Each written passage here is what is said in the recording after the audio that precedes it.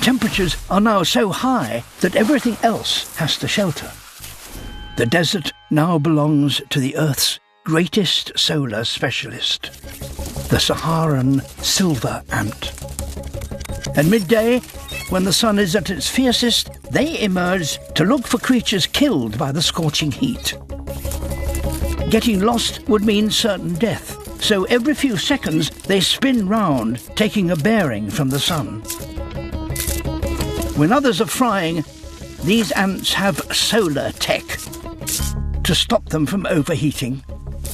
Special glassy hairs and shining bodies that reflect the sun's lethal rays. To get their prize back as quickly as possible to their underground den demands teamwork. Any technique will do. The push and slide.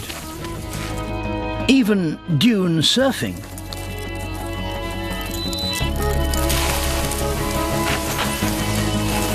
Some are already collapsing in the heat.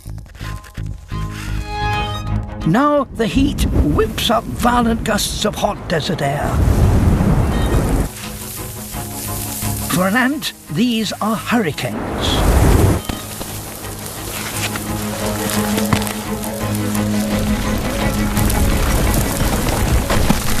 They must get their prize underground as soon as possible, and blown sand has blocked the entrance to their den.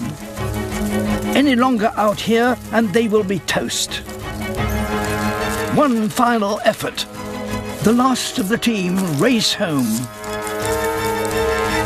Shade, at last. Much of the land on our planet could become as scorched and lifeless as this if we allow our activities to continue to change the atmosphere.